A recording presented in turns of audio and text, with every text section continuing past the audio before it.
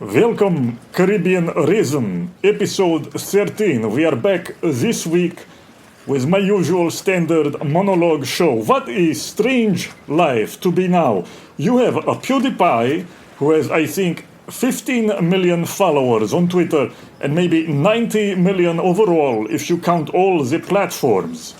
And an audience far larger than television cable news. You have him promoting books by Yukio Mishima. Do you understand what this means?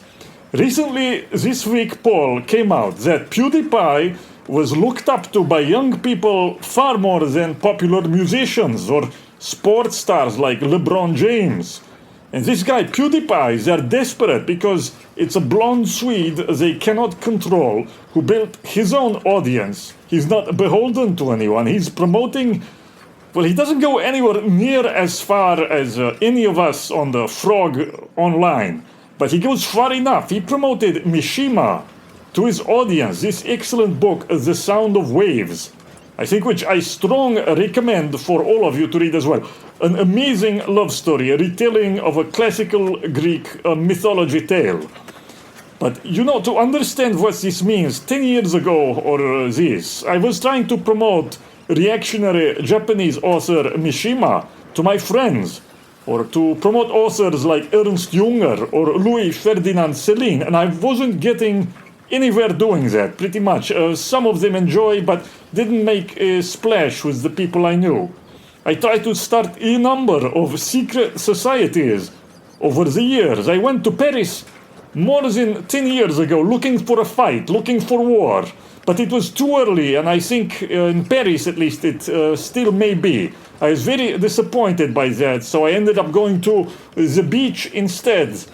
You see, at that time, the only people getting in fights in Paris were the Muslims, the blacks sometimes, and Tagar, which is the Zionist college militant organization based on the teachings of Jabotinsky. And they were going to, for example, Palestinian book signings in the Marais, which is a neighborhood of Paris, very beautiful old neighborhood, but it's full of gays and Jews now. And this organization, Tagar, they were going there just beating the shit out of these Arab book signings. They were mobbing the Arab book signings. But that was the only game in town at the time. And it wasn't my fight. I couldn't get excited for this. So I just went back to the beach, but the point is there was no one I met in my real life back then, recently, 10 years ago, maybe 12 years ago, who was like me at all, ideologically you could say, or who enjoyed the same books. No one into these authors, no one into these ideas. And in 10 years only now, you have basically the biggest media celebrity promoting the most far-right, uncompromising fascist author who committed harakiri, an unreconstructed Nietzschean Mishima, to his audience of tens of millions of young people, just an enormous interest in these ideas. You know how weird it was that basically in my real life, even before, I never really hid my views, but because they were so bizarre, so out there and weird, no one found them threatening. They were far more threatened back then, or they thought they were, or they pretended to be threatened by certain, well, let's not say conservatives, but by the Christian right, by the so-called Christian right, by evangelical conservatives. To them, I was just an exotic lunatic. They could feel safe, not caring about my ideas. But now, within a few years, everything has changed. So what changed? Well, I've talked about this before. We all know what changed. They drove everyone to people like me, to PewDiePie, to Mishima. And they can't ban PewDiePie. He's too big now. And my guess is the more they will snap at him and try to lecture him, the more he will promote these things openly. Maybe he will recommend a book by Ernst von Salomon next. Book called The Outlaws. I recommend it for you also. Well, still some way to that. But for now, in this show, I want to discuss three major novelists. Celine, Junger, and Mishima, who are probably the best novelists after 1900, and also the most right-wing. Is not coincidence. And I mean, like Freikorps and Spengler type of a right wing, not Rush Limbaugh. This what this show is about.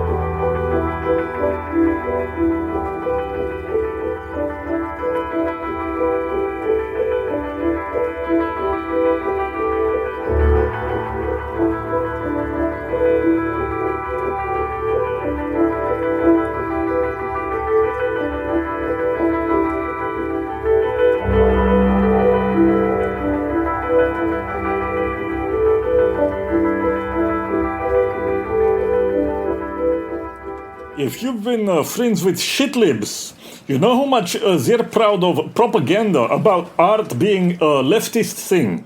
It's a big tribal point of honor for the left. You know how it is, people who watch Broadway masterpiece Rent and who believe its message, they take it as a matter of course that the right wing is incapable of producing art of any kind, that artistic output and artistic life necessarily must mean you're part of the left. I had a shitlib friend in theater who casually and without any spirit of discord that I could see, he claimed that it was impossible for art to be a right-wing thing. I could see he believes that. I mean, he could see no other way. And I do mean literally the left, as in these are people who thought Michael Moore is an important social commentator, or who watch MSNBC and this, who go to Obama inauguration.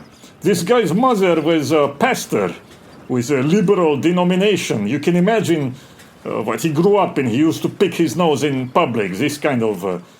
But it's easier to see why they think so. There are movies, Revolutionary Road, for example, with Leonardo DiCaprio, but also Mad Men, many movies, many TV shows that build this case of a stultifying corporate or suburban society that kills the artistic instincts, that is said to be insensitive to anything other than corporations. That itself, it's somewhat of a tell. It's a tell to focus on corporations specifically. Because if they were honest, they would attack commerce. But no, they focus specifically on corporations, and in particular on the discipline of corporate life, which of course they try to tie to sexual repression and to an authoritarian state when they can do this. It's a retread of 60s tropes inherited from certain third-rate Freudian thinkers. You're all familiar, and there's no need to go in detail in this case, but when they display this life, a life that promotes conformity and is centered around work, a debased economic or consumerist existence that the artist must escape in favor of an urban and transgressive life. This is mythology they promote. And I pick those two movies and shows, but this point is made endlessly in media and film. Pleasantville, movie from 1990s, is another example. You can see that this image has also become a rite of passage for the young of the rich, especially, who will leave their parents' homes today to live in Williamsburg or other parts of Brooklyn, Greenpoint, or in Manhattan. But generally, Williamsburg on a trust fund usually is the rule, and they play act at being adults and at being free artists. It's become a joke, of course. It's a stereotype joke. They're part-time in an indie band, and they engage in a recreational cuckoldry. And they produce nothing artistic, of course, but they play act at this kind of life. Some do join Antifa, so there's that. There are certain Antifa bars in that area, I hear. Should I read off their names on air someday?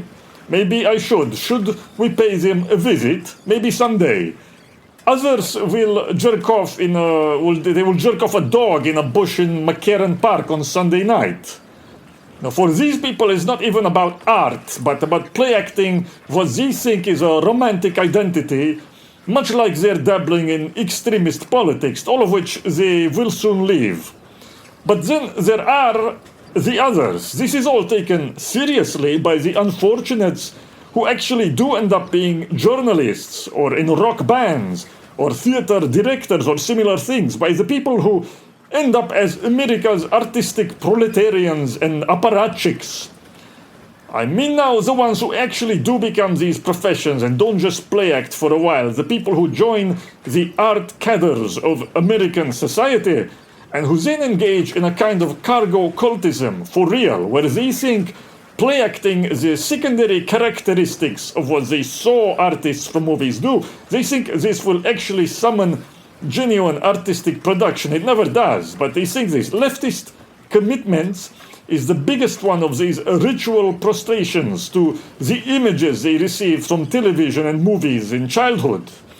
And again, everyone around them believes the same and was formed by the same lies and propaganda. But this whole thing about art being left-wing, that's what I mean. It's a media-created lie. It has no historical or natural truth behind it. When you ask for examples of great artists who live this way, there are almost none. What if this is fake? What if this division of the world between an unfeeling capitalist society of work and corporations and consumption, and on the other hand, a supposedly avant-garde bohemian leftist or socialist art cadre? Well, actually, we know also ultimately funded by corporations and billionaires today, but, and that produces crap, ham-handed art that no one enjoys. But what if all this opposition is fake? Because when you take a step back from all this and look historically, and I don't even mean very far back, you see all the greatest artists, the one who produced something enduring, they were men of the far right, the extremist, crazy right-wing fundamentalists by normie standards. You can read off the names of the main ones, but Dostoevsky, of course, Tolstoy, who was the Schopenhauerian and what he later became, or Wagner. But of course, many in 20th century, so much so that it is the ones on the left who are the exceptions. Bertolt Brecht is an example often mentioned. And then you can add someone like Anatole France, who was a socialist. He's a French novelist. No one much reads today in the Anglo world. I have to explain who it is. He is important still for the French, but not that important overall. And these are the exceptions, very few. You can name them. Of course, there were a few so-called liberal artists at the time, people like Proust and such. But Proust would be considered a white supremacist liberal today. And by his books, they would be burned by LGBT junta, because, his main work is the most thoroughgoing condemnation of homosexuality that you can find. And it's made more poignant by the fact that it's written by a homo. I mean Proust now. Now, maybe I talk about that some other time, because it's about a man who goes through life seeking father figures, but he's betrayed by every one of them in turn.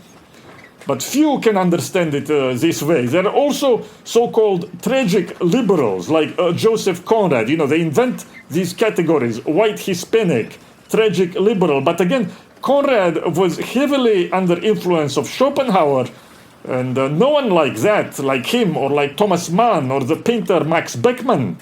Maybe Goebbels wouldn't call them right-wing, but they'd be considered rightists today, and to a large extent in their time as well. You take Beckmann, the painter, with his interests in Wagner and Blavatsky, a devoted Schopenhauerian as well. It's crazy to me they call Conrad this kind of qualified liberal and these kinds of things. It's appropriation by the liberals. He was not a liberal, he was a rightist. The whining people of color academic Edward Said. He wrote his dumb book Orientalism, which was so influential in intelligentsia circles. But he was a man who was intellectually, totally fisted by Foucault, in fact. That's a good way to describe what Edward Said was, his intellectual provenance. But he wrote that book, Orientalism, entirely as an attack on Conrad. That's what they do. You know, these leftists, they cannot produce any art or literature themselves. So they are consumed by jealousy and build a career such as it is, attacking men of power and high vision like Said did to Conrad, or that lying banshee Simone de Beauvoir, Simone de Bidet. She built her entire thing around critiquing Henry de Monterland, another great rightist novelist who was, I think, almost executed as a Nazi collaborator. So to think that liberals or even mainstream conservatives could claim Conrad today is crazy. You know, he was right-wing as well. Maybe not as right-wing as Dostoevsky, but Conrad is a man of the right. They'd call him today a white supremacist. And much of his work, I may talk of this one day, much of Conrad's work is a meditation on the meaning and fate of the white man. Those are his words in the colonies, the white man in the world, on his mission in the wild. In Borneo, in the colonies, the mission of the white man, that's Conrad's concern. But to these so-called liberal writers, who are at most usually apolitical followers of Schopenhauer, some other time I may talk Schopenhauer legacy, by the way, because his influence in literature is possibly bigger than Nietzsche's, not much talked about by anyone. But to these, which seem to be quite frequent, you can add the outright rightist Nazis, the true rightists like Ezra Pound, the fascist, or the futurists, or D'Annunzio, and many others. And on today's show, I'd like to discuss in brief the three main ones: Louis Ferdinand Celine, Ernst Junger, and Yukio Mishima. I say, if you want to make a reactionary reading group with your friends, and just to read great novels, you can't go wrong with these three. I'd say the best novelists after 1900, no doubt. I'll be right back. Brennan, you hear me? Brennan, put the music on. John Brennan of XCIA, he's helping me today. He is here. He is my slave. John Brennan is slave to my sex. Brennan, my slave. Obama is my slave. Brennan, put on the music for the audience. Put it.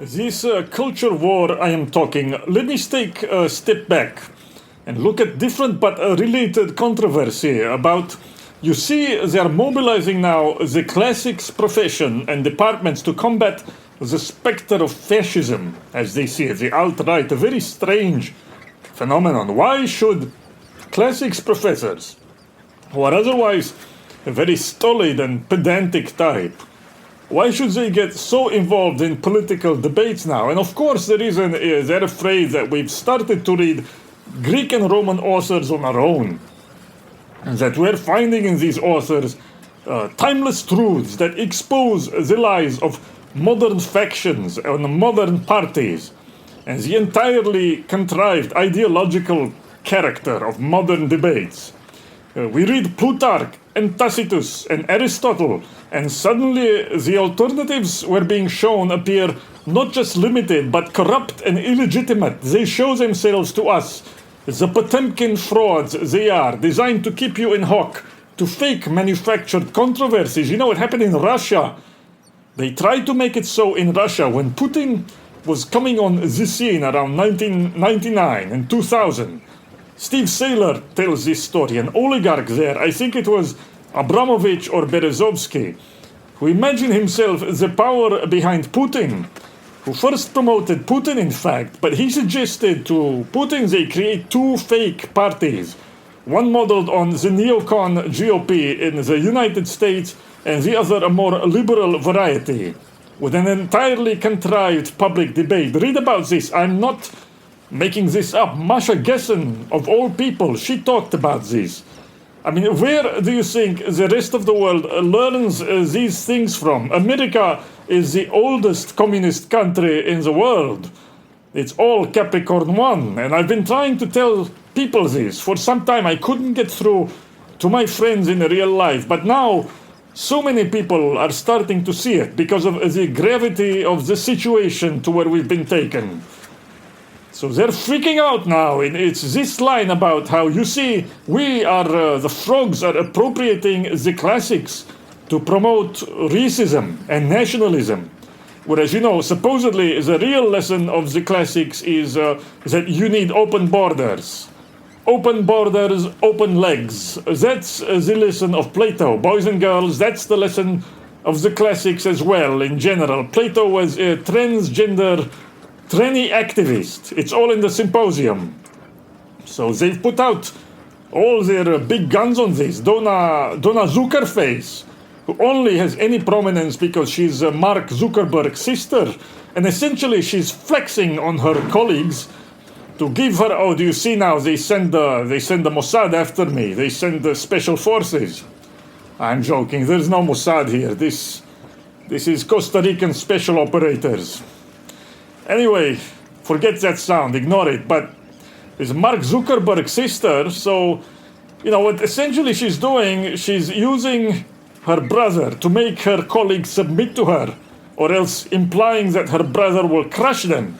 It's quite an alpha attitude if you think about it. She's a real operator, Donna Zuckerface, but ultimately it doesn't do her any good.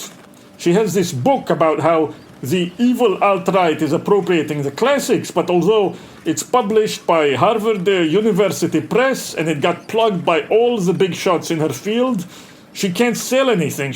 Nobody's buying that. Nobody wants her crap. A week after her book came out, with all this splash, she was selling actually less than I was that same week. And that was quite a few months after my book came out. So of course they're mad that we're finding in these books a celebration, for example, of excellence, of hierarchy, a celebration even of biological excellence, and also quite plainly of patriotism and of national life and of patriarchy. Because Aristotle, for example, let's just talk about national life for a moment.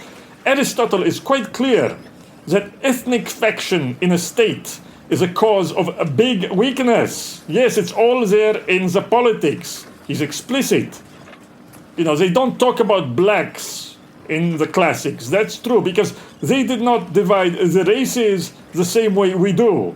They didn't have global world. They didn't have blacks and mongoloids. So instead they had much more particular racial classifications, particular to their own knowledge, the way, for example, Hakan did. And many times they had to be discreet about this, because they did live in some states that had a racial hierarchy that was justified in a different way. So if an author says, for example, that Dorian and Ionian wouldn't have gotten on in a state, it doesn't therefore follow, as modern academic readers claim, it doesn't therefore follow that they believe bringing in Hutu or Han in a Dorian state, that it would be okay. It doesn't follow.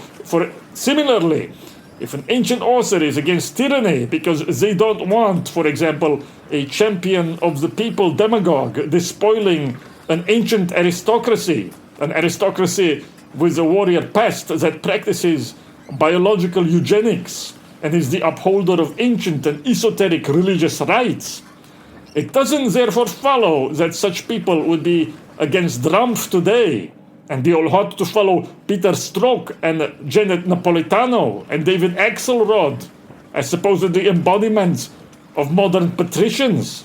These things don't translate one to one. And I'm not even sure if these retards know that and are lying. I'm not sure. From what I've seen, they actually believe these things. They believe they translate one-to-one. You want to see appropriation? You had this Professor Nussbaum. I think Cass Sunstein, it's his side piece. Look up Professor Nussbaum. You know Cass Sunstein? He wrote articles with Vermeulen, who now pretends to be a Catholic integralist. So one of the best things written about America's lame ruling class is by Mark Ames. Look up Mark Ames' article in Exile on Sunstein and Nussbaum, the power couple. It's called All the President's Middle Brows. Middle brow stuffed shirts. And if you point this out, they invoke so-called Nietzschean ressentiment, a concept they don't understand. But they invoke that to try to explain away to themselves why you think they're frauds. Anyway, this Nussbaum, she went before Congress and she testified. Listen to this. So, expert opinion now. You hear they call a classics Professor Hack in Congress.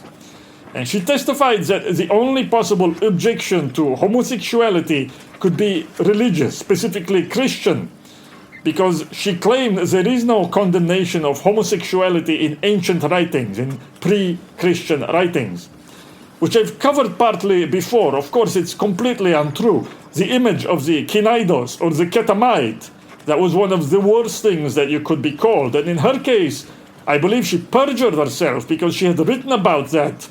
In her case, she knew that. She perjured herself. But every attempt they make to pervert the classics is of this sort. On the right or the left, the fake right, I mean, of course, the fake conservatives, the message is always, it's not yours.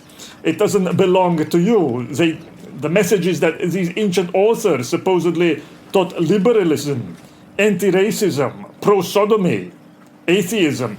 They were all a nebbish, Leviathan-worshipping academic like us. That is the message. The lesson is that you must lose as a matter of principle, or otherwise you would have been condemned, finger-wagged by Socrates. That's what they wanted to believe. Or if not Socrates, enter whatever other imagined and edited author they want to invoke that day. For example, they were very worked up about the fact that many of us like to post ancient statues. And because some statues look like Arno Breker statues, and you know, all these people believe in Sontag's fascist aesthetic thesis. This crazy idea through which anything that is full of health and vitality and power in art, to them it's fascist. So because of that, they were very worked up because, oh no, these ancient Greek and Roman statues, why, the bronze, the Riace bronzes, they look violent, they look thuggish. So they seem actually to be that way, and their faces, they may look too white. They look too much like Peter O'Toole, unless you have Nassim Taleb there to tell you that actually they look like his uncle. But so their way to disprove that was to tell people that, well, you see, the statues weren't really white, you know, as if that's what made them attractive to us. They think, you know, that the marble is white, right? They think that's why we like these statues. But they say, no, it's not white. The marble actually was painted. Wow, that's their argument, as if this was a big disproof. But of course, if you look at the residues, the skin was...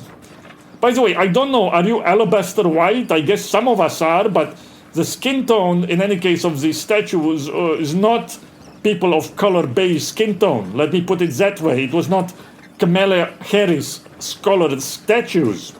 And frequently, the hair coloring was blonde and the eyes blue when they examined the residues.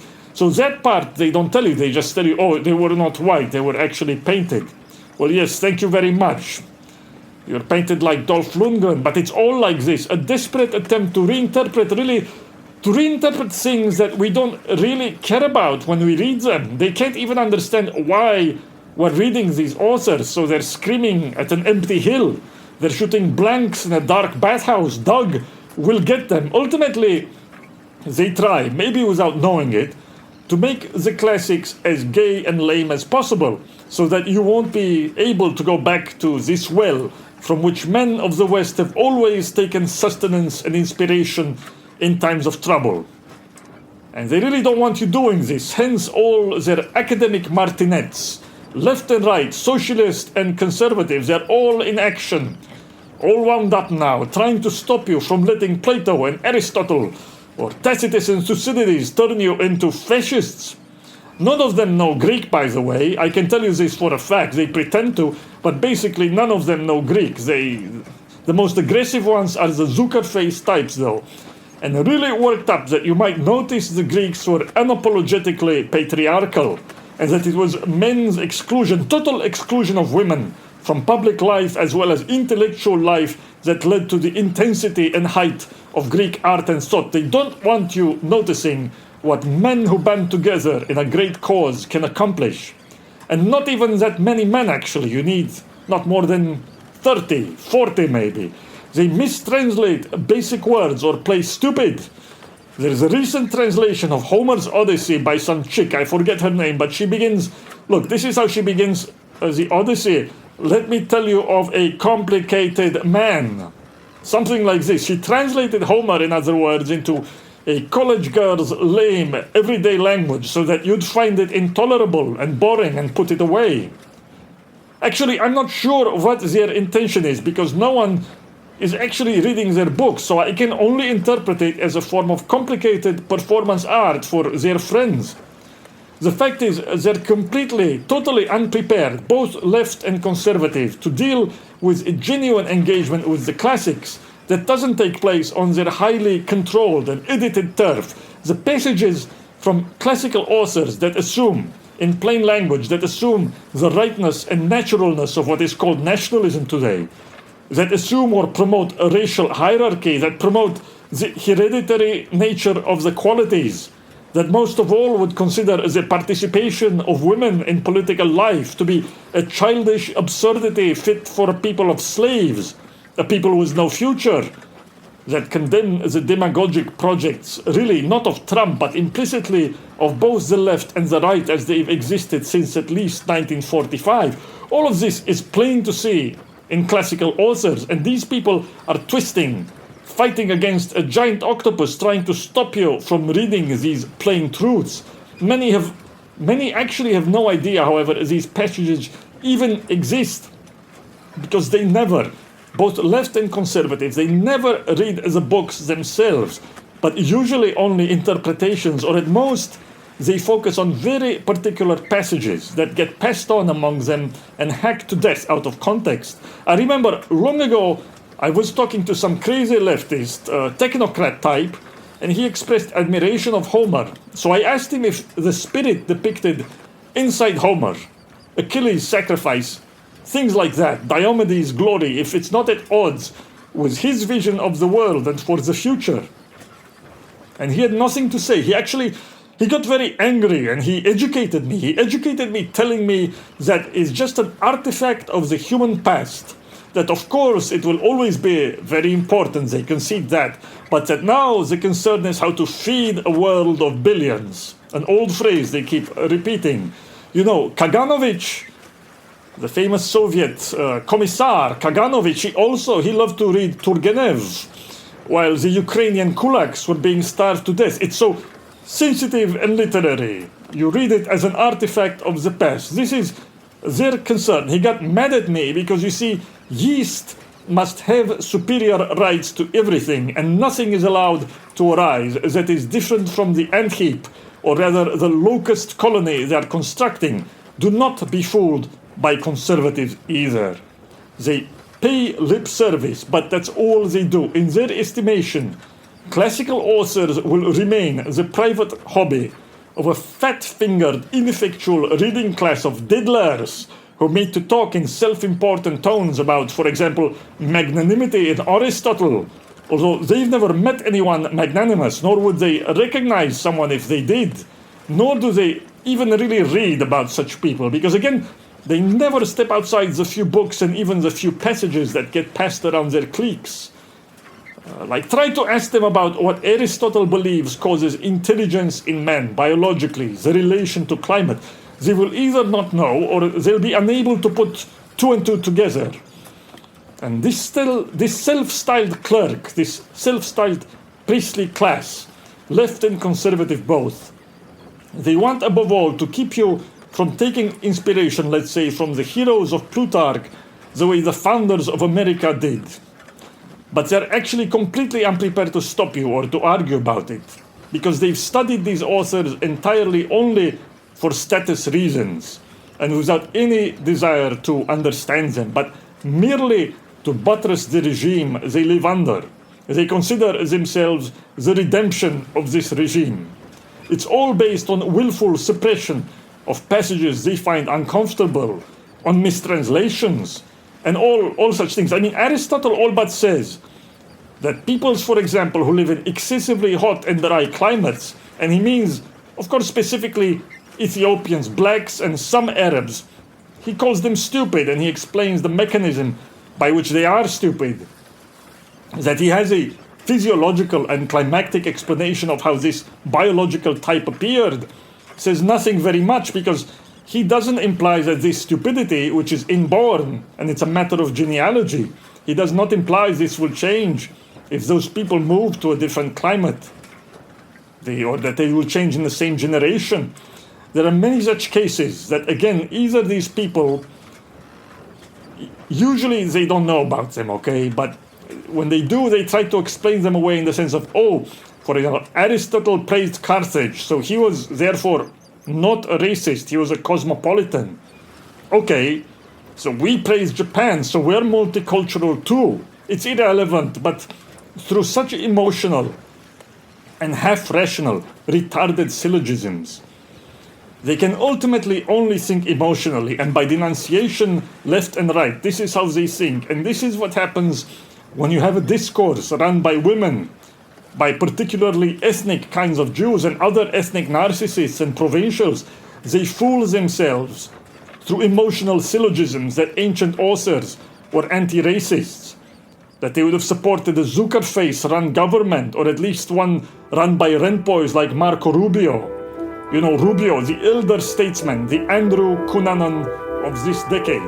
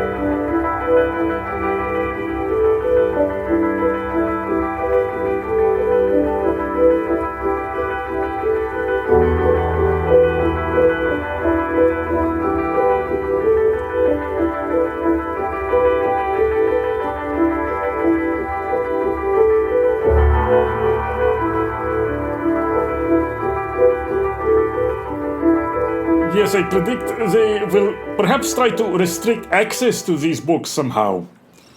Perhaps they will try to edit them, edit the online versions, and restrict access to the physical ones. They certainly don't want people to have unmediated access, let's say, to Plato or Plutarch. They don't want that, they're afraid. But what is the purpose of reading the classics ultimately, if not the eruption of ancient life into the modern world? And that's what they fear. This is purpose of reading ancient authors. Ultimately, it must be. And I say to you that these three authors I mentioned at the beginning of show, Celine, Louis Ferdinand Celine, Ernst Junger, and Yukio Mishima, this what they all do so well. In fact, it's more accessible than ancient author directly. There's nothing wrong with starting with that which is nearest to you, because I believe they represent the eruption of ancient life into modern, not its role-playing, not the repetition of words that aren't digested, but the shocking expression of the ancient man in our time. What they speak to you is a rebirth of ancient man, or certain types of pre-modern men in our time, uncompromising and without apology or hedging. You can consider this show merely an introduction to these authors. Each of them probably deserves a single show of their own, or maybe a single show devoted to a single book. Today, I believe, is a special day. By chance news I receive that the widow of Celine died just today at age of 107 is a sad reminder of a disappeared world. Will we ever have a writer like Celine again? The highest honor was paid to me when someone compared me to him. And Moldbach compared me to Willebeck, who is Celine's heir in some way. I don't pretend to be at their level, and certainly not based on just one book. In future, I hope, maybe, if I'm lucky, to rival them, if I'm blessed by muses. But Celine is most accessible of the three authors I mentioned. At the same time, also a bit more difficult to take, because he writes in a slang argot, in a language of the streets and of criminals. And like all slang, it's a bit dated, so it's difficult maybe to read in French. And then the translations, they can't truly capture the energy of the original. Celine was a doctor, a medical doctor, like so many of you. It's funny what they think of us. If I had to name one profession of the men I met online among the frogs, maybe the one that stands out the most by being disproportionate frequent. Well, it's people who work in tech, of course, but aside from that, it's doctors, medical students. It's very funny. And I'm not saying this, of course, because I want yentas to consider us respectable and marriageable for their ugly daughters. But to strike fear into them, it's the truth. Should Frog Twitter ever take over, what you'll get is a government run by doctors and biologists. Doctors, you see, are people who... Well, of course, to tell you the truth, many doctors are stupid and close-minded. You've all met them, people who work from a chart and who go into it for status and money and are whores to pharmaceutical companies, and they care nothing about curing or about knowing and understanding biology. But when they are not this, when it's a genuine doctor, he has to be an artist. When a doctor is smart and talented, he has to confront biological reality in a direct and concrete way, like few others ever have to. He sees the way this differs in way, by type, from person to person. And then, of course, the hell that he's put through in modern training, the residency period and all this, the social politics of the modern hospitals, the pharma industry. It's very hard to pull a veil over the eyes of a doctor because he's witness to all the deficiencies of the modern world as well as the natural realities that are hidden now. And then also, I don't know if this is true, it would be for me, but the intense ugliness of that life. Because to me, there's no place more cursed, almost no place more cursed than a hospital, the ugliness of it. It's a place of intense suffering and bad energies. And maybe they, the doctors above all, if they're sensitive men, they have a need to escape that, to experience instead life at its healthiest. They need beauty as their own medicine, as a form of escapism maybe, as something to aspire to.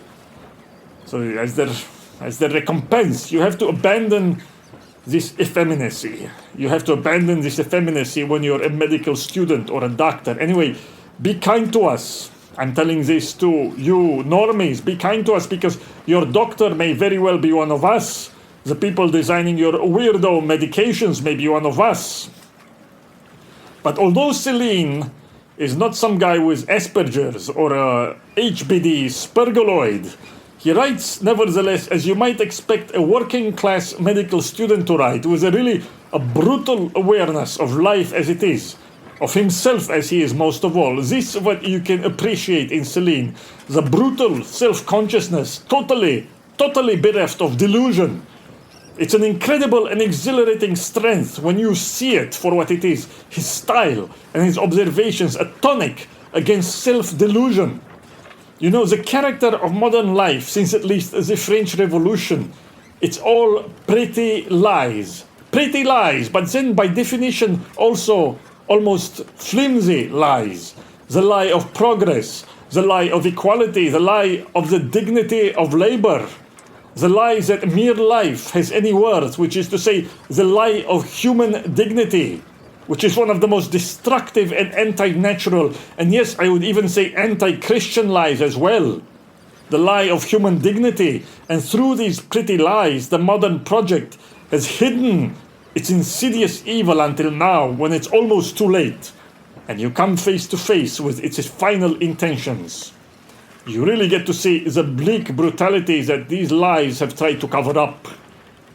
But you have to abandon them, as also the general technique, the technique of psychological self-delusion that the modern education promotes also in the smartest men. And this is what Celine teaches you to cut out of yourself. And it's not an ironic or a self-protective self-degradation, or a self-deprecation like you see with narcissists. It's real. It's a consciousness unmediated by feminine rationalizations and word games. In other words, it's the classical spirit of natural observation, which is what other writers, even in the 19th century, they sort of aimed for this, but it is at its peak in Celine, at its raw peak, and even when he reflects on himself, which arguably ancient authors, they don't do so much, but even when Celine does it, it's in their spirit for sure.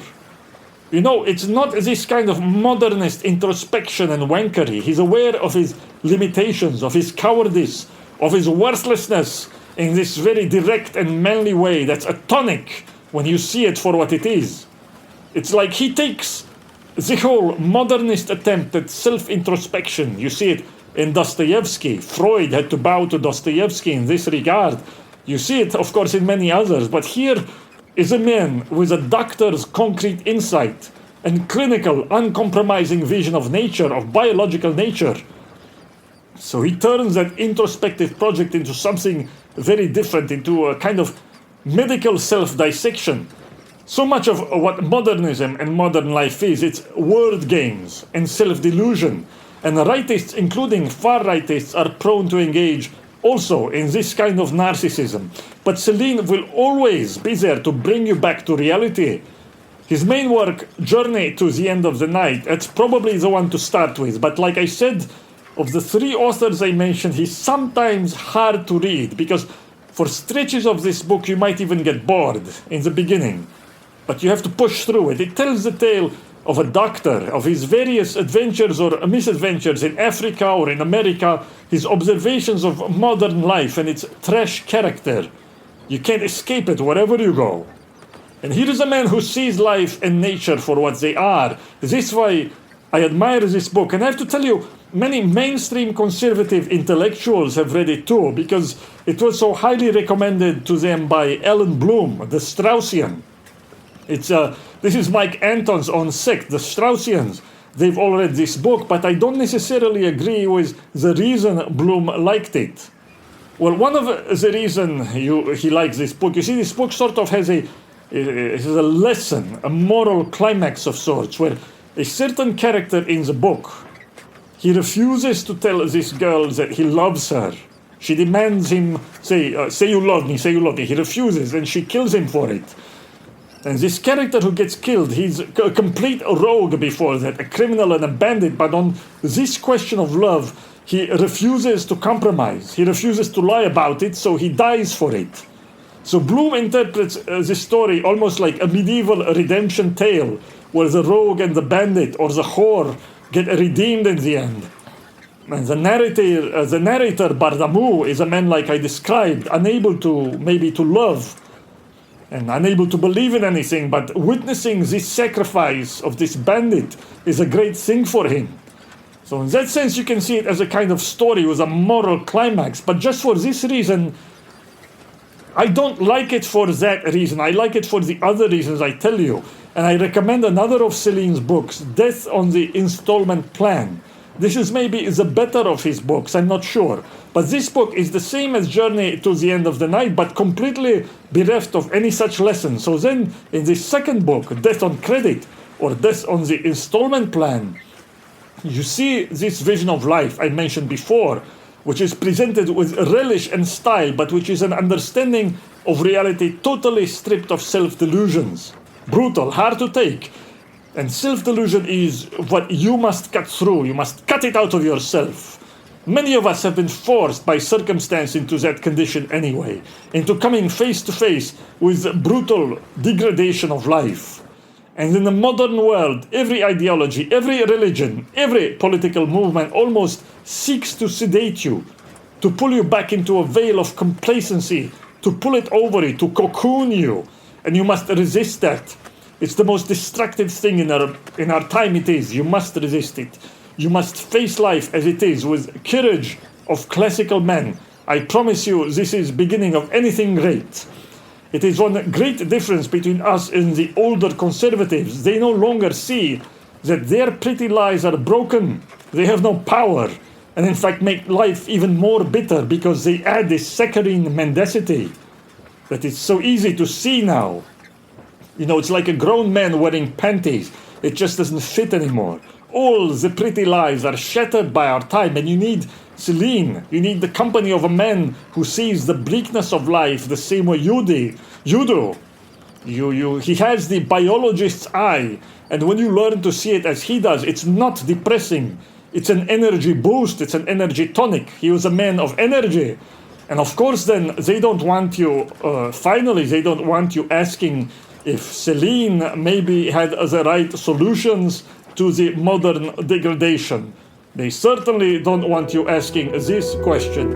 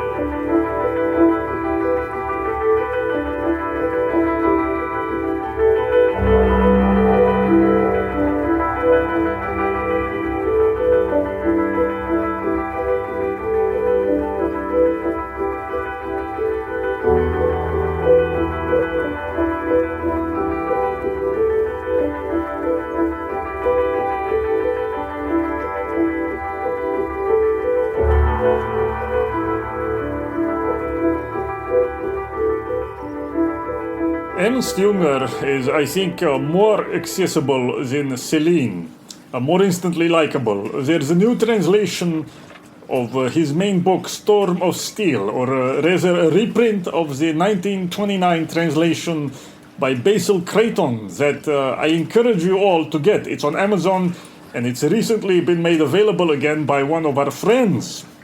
It's a story of World War I soldier, but there is no condemnation of war there that you're used to seeing, especially of that war, like in All Quiet on the Western Front, or English Poets, or this sort of thing. Not that I like that war, but it's refreshing to see a